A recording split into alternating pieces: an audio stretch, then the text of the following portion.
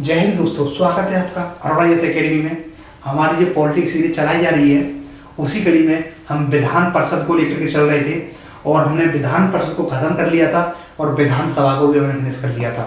और इस वीडियो के माध्यम से हम ये कोशिश ये करते हैं कि एग्जाम में क्वेश्चन कहाँ कहाँ से बन सकते हैं, कहाँ कंसेप्ट से क्वेश्चन बन सकते हैं, कहाँ फैक्ट से क्वेश्चन बन सकते हैं और आपको कौन सी चीज़ याद रखनी है और कौन सी चीज़ याद नहीं रखनी है, तो उसके बारे में चर्चा करते हैं।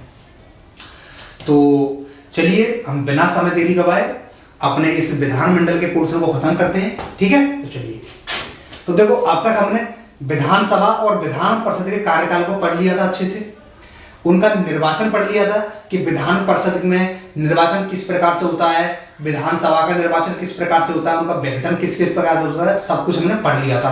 अब हम पढ़ेंगे विधानसभा के सदस्य बन, यानी किसी व्यक्ति को यदि एमएलए बनना हो, यदि किसी व्यक्ति को यदि विधायक बनना हो तो विधायक बनने के लिए क्या क्या योग्यता होनी चाहिए, ठीक है, कितनी उम्र होनी चाहिए, क्या क्या होना चाहिए, उसके बारे में चर्चा करेंगे। तो चलिए,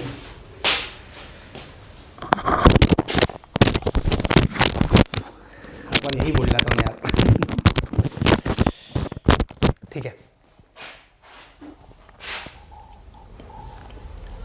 अरे आजा भाई, काहे परेशान कर रहे हो।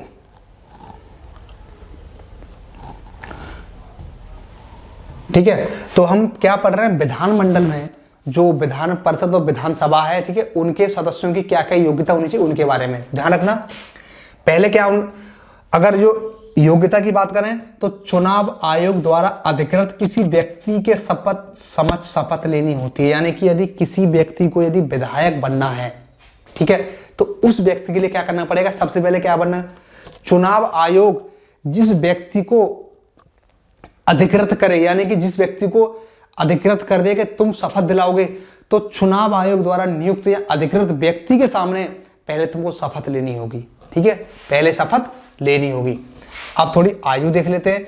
विधानसभा के लिए कम से कम 25 वर्ष, ध्यान रखना 25 वर्ष का यदि कोई व्यक्ति है तो वह विधायक बन सकता है, वह मुख्यमंत्री बन सकता है। और विधान परिषद के लिए कितनी आयु कम से कम चाहिए, 30 वर्ष, यानी कि विधानसभा के लिए 25 वर्ष की होनी आवश्यक है और विधान परिषद के लिए 30 वर्ष का होना आवश्यक है। उसके बाद विधान परिषद में निर्वाचित होने वाले व्यक्ति में विधानसभा का सदस्य बनने की काबिलियत हो और उसी राज्य का निवासी हो जिसे राज्यपाल द्वारा नामित होने के लिए भेजा गया हो। यानी कि ध्यान रखना, विधान परिषद में निर्वाचित होने वाले व्यक्ति में विधानसभा का सदस्य बनने की काबिलियत हो, यानी कि यदि विधान परिषद का सदस्य बनना है तो उसमें योग्यता वो होनी चाहिए जो किसी व्यक्ति में एमएलए बनने की योग्यता होती है, ठीक है, और उसे उसी राज्य से संबंधित होना चाहिए। ये बात क्लियर होगी। अब देखो, अब अगला देखते हैं हम, विधानसभा में निर्वाचित होने वाले को उसी राज्य की मतदाता सूची में शामिल होना चाहिए। वेरी, इस पर स्टार लगा लेना आप। यदि विधानसभा में निर्वाचित हो, यदि आपको विधायक बनना है, और किस राज्य से विधायक बनना है, तो जिस राज्य से आपको विधायक बनना है तो उनकी एक वोटर लिस्ट होती है, उस वोटर लिस्ट में आपका नाम होना चाहिए, ठीक है, तभी आप चुनाव लड़ पाओगे, क्योंकि आपको शपथ भी तो लेनी है डिस्ट्रिक्ट स्तर पर, चुनाव आयोग द्वारा जो रजिस्टर्ड व्यक्ति होगा उसके सामने शपथ भी लेनी होगी, इसलिए आपका नाम होना चाहिए। लेकिन SC ST का सदस्य होना चाहिए आरक्षित सीट पर चुनाव लड़ने के लिए। यदि SC ST के लिए जो रिजर्व सीट होती हैं उन पर केवल SC और ST के सदस्य ही चुनाव लड़ सकते हैं और किसी को अधिकार नहीं है। अब थोड़ी और योग्यता देख लेते हैं, क्या क्या योग्यता है। देखो, अगर कोई व्यक्ति लाभ के पद पर होगा तो वो व्यक्ति अयोग्य माना जाएगा, लाभ के पद पर नहीं होना चाहिए। तो मैंने आपको जब संसद की जो वीडियो कराई थी तो मैंने आपको बताया था कि किसी राज्य का मंत्री, राज्यपाल, ठीक है, राष्ट्रपति, उपराष्ट्रपति, ये सब लाभ के पद नहीं माने जाते हैं, ठीक है। इसके अलावा जो सरकारी पद होते हैं वो लाभ के पद माने जाते हैं। हालांकि लाभ के पद को संविधान ने उल्लेखित नहीं किया है, क्या होता है लाभ का पद, बस इतना बताया है कि ये व्यक्ति होते हैं, ये लाभ के पद के अंतर्गत नहीं आते हैं और बाकी सभी आते हैं। वो व्यक्ति पागल ना हो, दिवालिया ना हो, भारत की नागरिकता त्यागने वाला ना हो, यानी कि कोई बैंक करप्ट ना हो। अब सपोज करो, अब विजय माल्या जी हैं, और वो क्या बैंक करप्ट हैं, दिवालिया हैं, वो उनको भारत सरकार ने दिवालिया घोषित कर दिया है और वो चुनाव लड़ना चाहें तो ऐसी कंडीशन में वो अयोग्य होंगे क्योंकि वो दिवालिया घोषित हो चुके हैं। पागल ना हो या फिर उस व्यक्ति ने नागरिकता त्याग दी हो तब भी वो अयोग्य माना जाएगा। ठीक है, उसका भ्रष्ट आचरण, अपराधी ना हो, सरकारी ठेकों के माल रुचि न ले। अगर वह दल बदल लेता है तो अध्यक्ष उसका फैसला करेगा। यदि उसने क्या हुआ, वह किसी पार्टी से चुना गया था, ठीक है, और उसने लोभ लालच की वजह से अपनी पार्टी चेंज कर दी, ठीक है, हालांकि 6 महीने का समय दिया जाता है, 6 महीने के भीतर आप जो चाहो वो कर लो, लेकिन 6 महीने के बाद यदि पार्टी चेंज करोगे आप तो आप पर दल बदल का आरोप लगेगा। इसका निर्णय कौन करेगा? विधानसभा का अध्यक्ष करेगा। और उसमें यदि आप पर दल बदल का आरोप है तब भी आप अयोग्य घोषित हो जाओगे।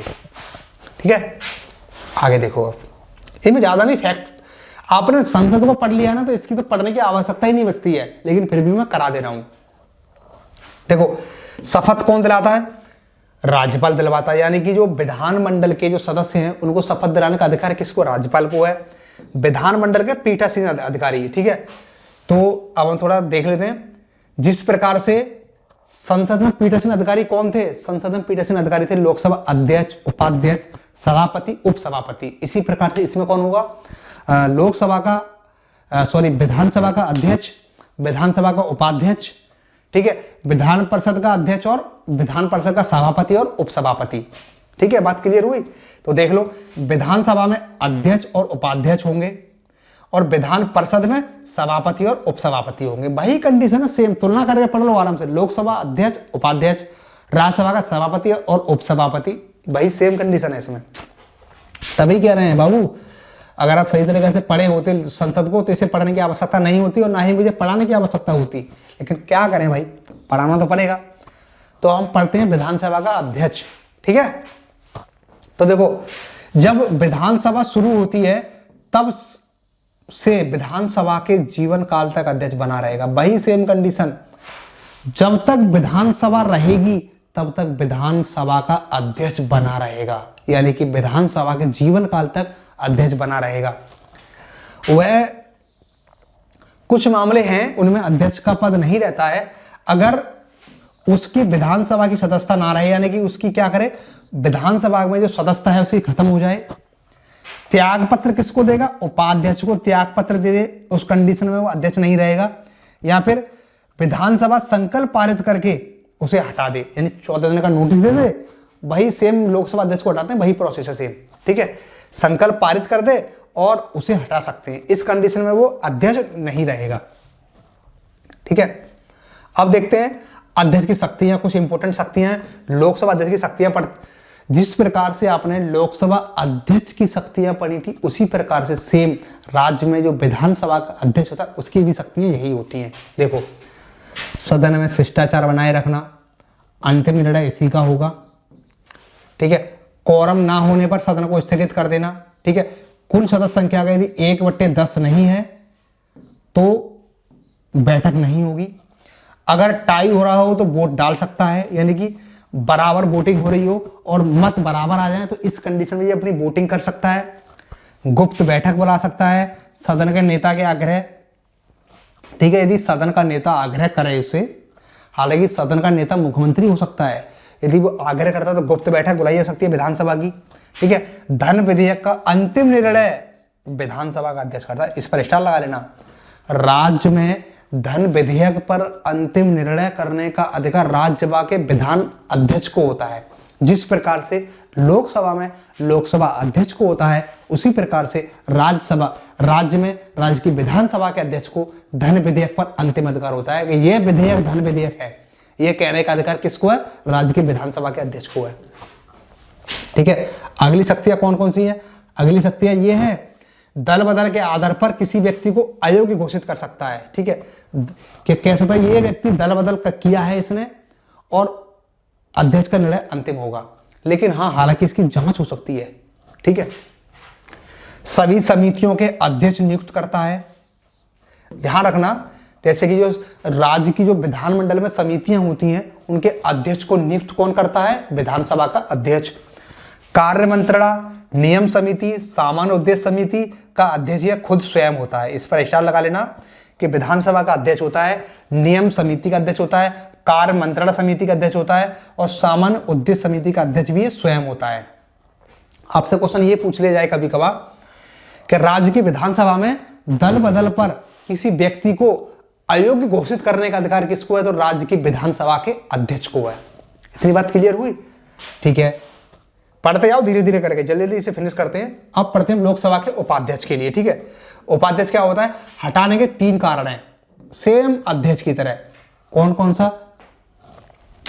यदि वह विधानसभा का अध्यक्ष ना रहे, ठीक है, अपना त्यागपत्र लोकसभा विधानसभा के अध्यक्ष को दे दे, या फिर उसकी नागरिकता समाप्त, या फिर उसे विधानसभा क्या करे, संकल्प पारित करके उसे हटा दे, ऐसी कंडीशन में अध्यक्ष नहीं रहेगा। अगर अध्यक्ष अनुपस्थित हो तो उपाध्यक्ष अध्यक्षता करेगा।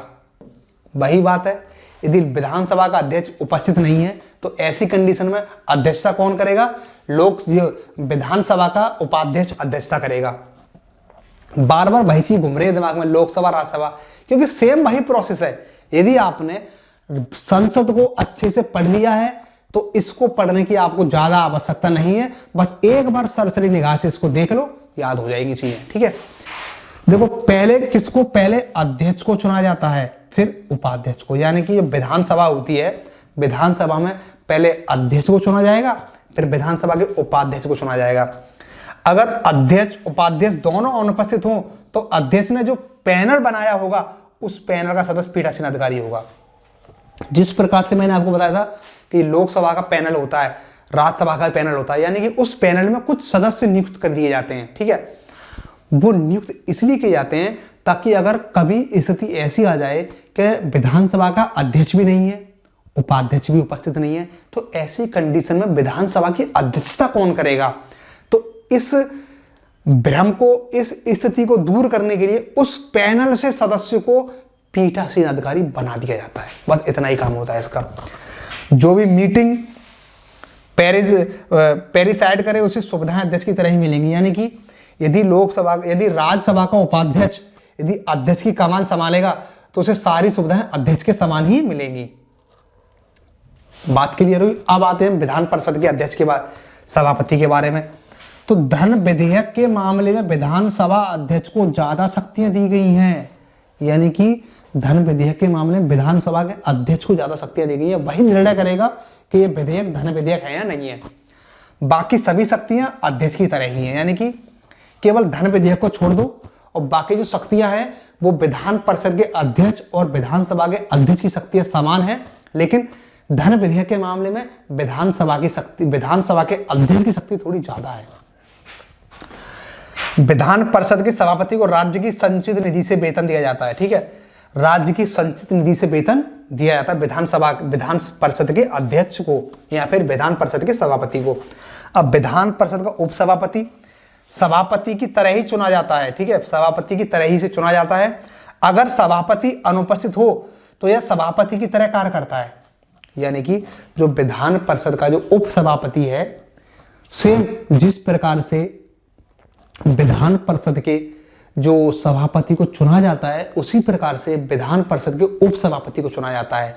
अगर कभी कभार यदि विधान परिषद का जो सभापति है वो उपस्थित नहीं होगा तो ये उपसभापति उसकी अध्यक्षता करता है। आपको एक बात और बता दूं, मैंने शुरुआत में नहीं बताई थी, जो विधानसभा का जो अध्यक्ष का जो चुनाव किया जाता है वो ध्यान रखना, विधानसभा के वरिष्ठ सदस्यों को में से किसी एक सदस्य को चुन लिया जाता है जिसे थोड़ा जानकारी हो। हालांकि ये कोई पैरामीटर नहीं है, लेकिन अधिकांश मामलों में यह देखा गया है कि जो विधानसभा का जो अध्यक्ष होगा वह थोड़ा अनुभवी व्यक्ति होगा, यानी कि वो 2-4 बार विधायक रह चुका हो।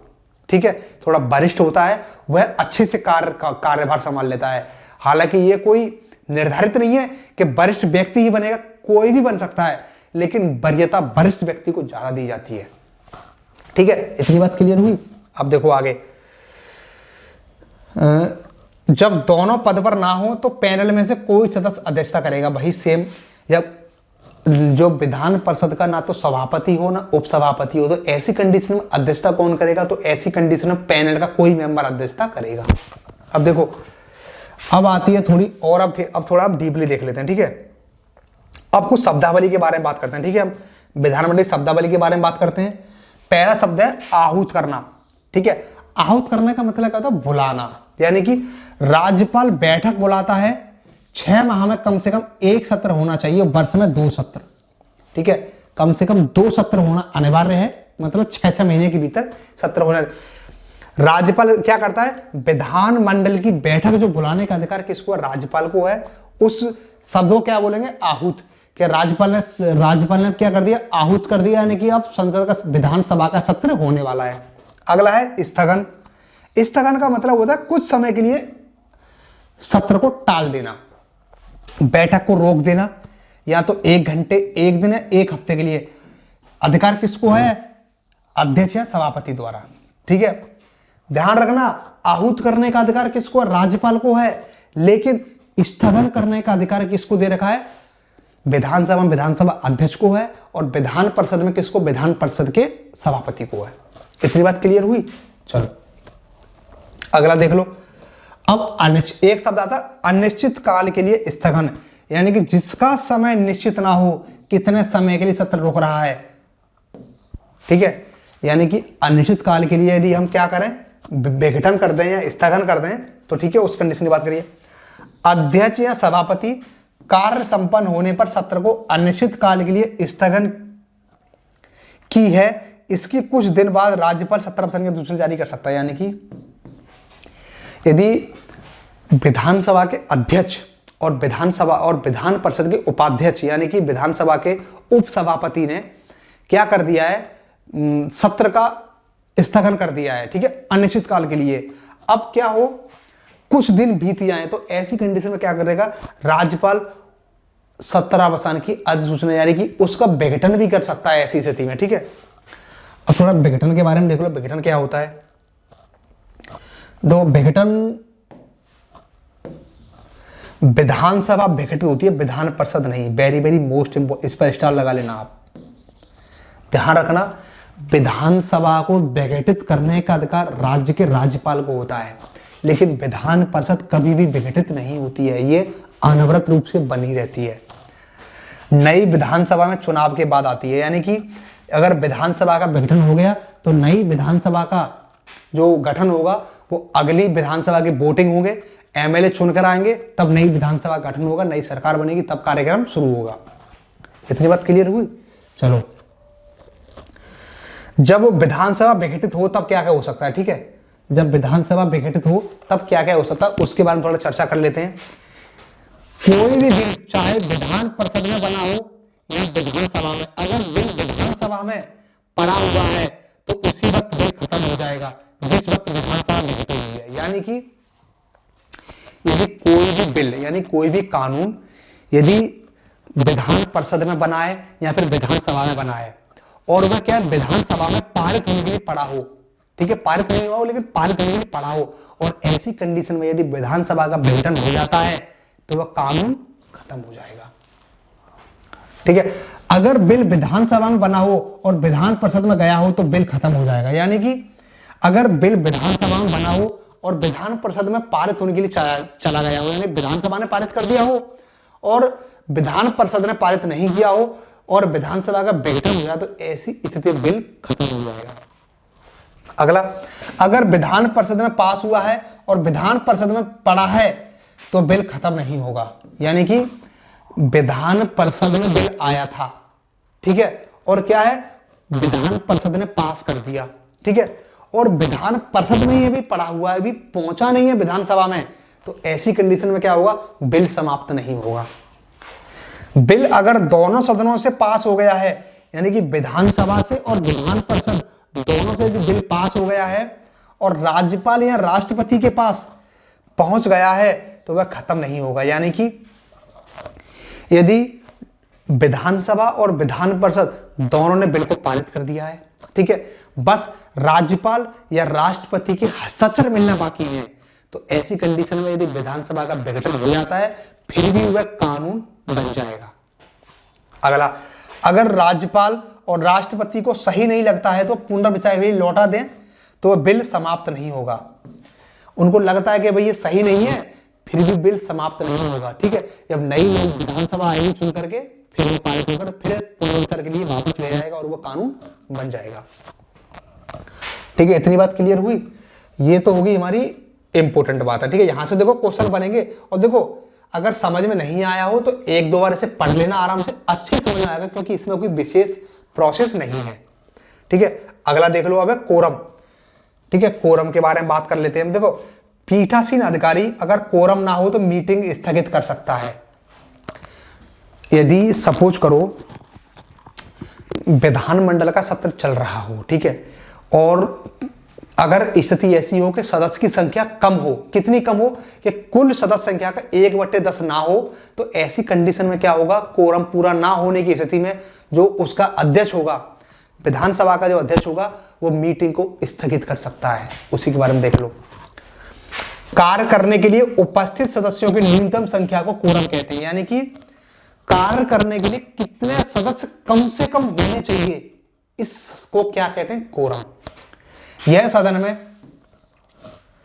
10 सदस्य या कुल सदस्यों का 10वां हिस्सा 1/10 का होना आवश्यक है, जिसमें अध्यक्ष भी इंक्लूड होता है, यानी कि कुल सदस्य संख्या का 1/10 होना अनिवार्य है, इसमें अध्यक्ष भी शामिल होता है। ठीक है, अब देखो सदन में वोटिंग कैसे होती है।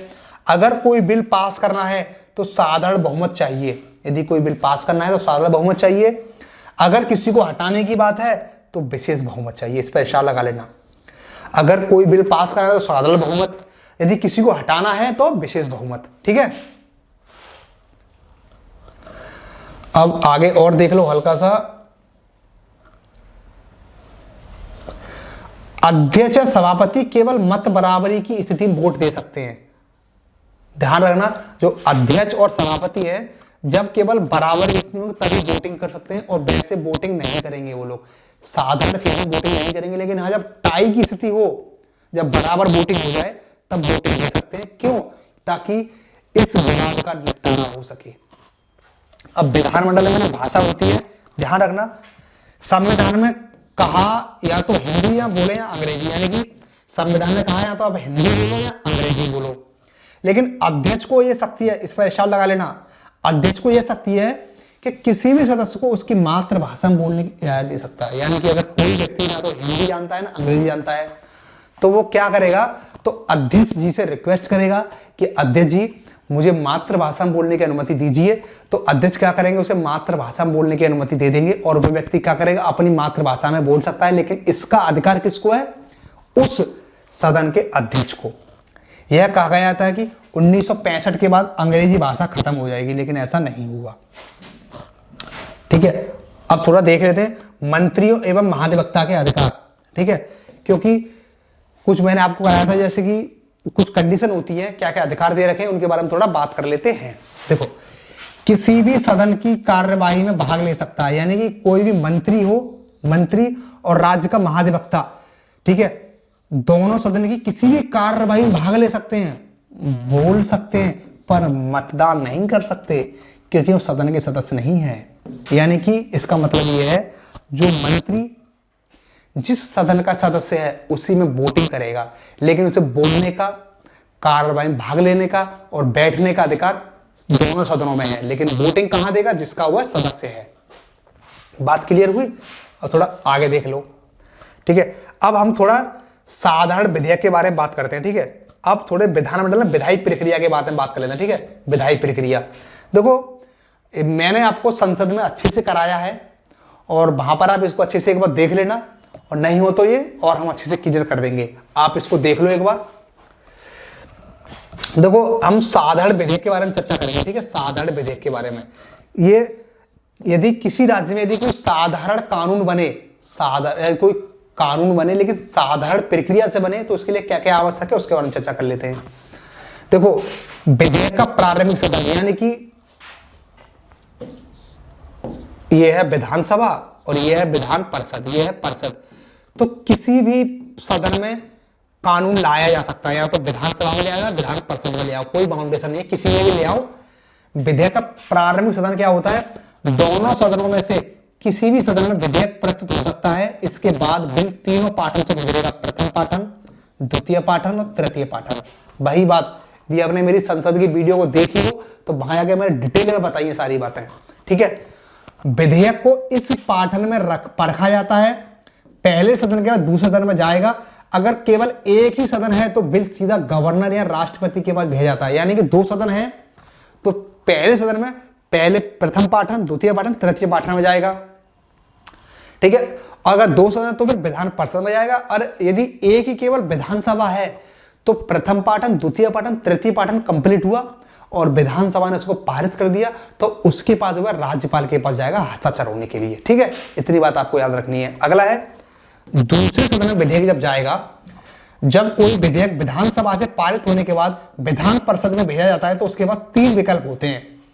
या तो वैसे ही पारित कर दे, ठीक है, तो राज्यपाल के पास चला जाएगा, या फिर संशोधन के बाद पारित कर विचारार्थ इसे विधानसभा को भेज दे, या फिर उसे पुनर्विचार के लिए बोल दे कि दोबारा विधानसभा इस पर विचार करिए, या फिर विधेयक को अस्वीकृत कर दे तो खत्म हो जाएगा, या फिर विधेयक को लंबित यानी कि उसको पेंडिंग में डाल दे, उस पर कोई विचार प्रक्रिया ही ना दे। तो ऐसी कंडीशन दूसरे सदन के पास ये शक्तियां होती हैं।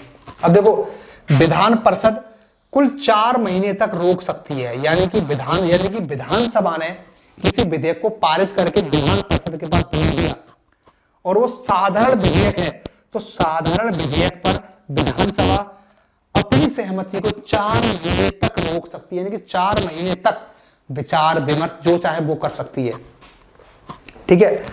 अब राज्यपाल की स्वीकृति के बाद राज्यपाल के पास 4 विकल्प होते हैं। या तो बिल आराम से पास कर दें तो विधेयक का बन जाएगा, कानून बन जाएगा, रोक लें तो बिल खत्म हो जाएगा, या पुनर्विचार के लिए रख लें, अगर सभा ऐसा ही वापस कर दे तो राज्यपाल को बिल पास करना ही पड़ता है, या अगर राष्ट्रपति के लिए वो आरक्षित कर दें, ठीक है। यानी कि 3-4 कंडीशन है इसके पास, राज्यपाल के पास 4 कंडीशन है। या तो पास कर दे तो बन जाएगा कानून, रोक ले तो खत्म हो जाएगा, पुनर्विचार के लिए भेजे विधानमंडल में, उसके बाद जो दोबारा पास हो गया आएगा तो वापस तो उस पर हस्ताक्षर करने पड़ेंगे। तीसरी कंडीशन, चौथी कंडीशन क्या है, राष्ट्रपति के नाम से उसे रिजर्व कर दे, ठीक है। इतनी बात क्लियर हुई। अब हम देख रहे हैं राष्ट्रपति की स्वीकृति, ठीक है। राष्ट्रपति की स्वीकृति, यहां बिल पास कर दे तो एक्ट वो बन जाएगा कानून, रोक ले तो बिल खत्म हो जाएगा, और बिल वापस करे या दोबारा सभा वैसे ही वापस कर दे तो राष्ट्रपति बिल को वापस कर सकता है, ठीक है। यानी कि यदि राज्यपाल ने उस बिल को राष्ट्रपति के लिए रिजर्व रख लिया है तो ऐसी कंडीशन में क्या होगा, ऐसी कंडीशन में राष्ट्रपति भी उसको वापस कर सकता है। लेकिन जब दोबारा वापस हो गया आएगा तो राष्ट्रपति उस पर हस्ताक्षर करने के लिए बाध्य नहीं है। हस्ताक्षर करें या ना करें ये राष्ट्रपति पर निर्भर करता है। लेकिन राज्यपाल के मामले में यह बाध्यता है कि यदि विधानसभा या विधान परिषद ने दोबारा उसे भेजा है या तो संशोधन किया है या नहीं किया है, राज्यपाल को हस्ताक्षर करने ही पड़ेंगे दोबारा कंडीशन की स्थिति में। लेकिन यदि राष्ट्रपति ने राज्य के विधानमंडल किसी बिल को वापस भेज दिया विधानमंडल में और दोबारा आता है तो राष्ट्रपति बाध्य नहीं है, ठीक है। इतनी बात क्लियर हुई। इस वीडियो में हम यहीं तक रखते हैं और इसके बाद अब थोड़ा पोर्शन और बचा है इसको फिनिश कर लेते हैं। इसके बाद ही हमारा विधानमंडल पूरा खत्म हो जाएगा। चलिए, थैंक यू।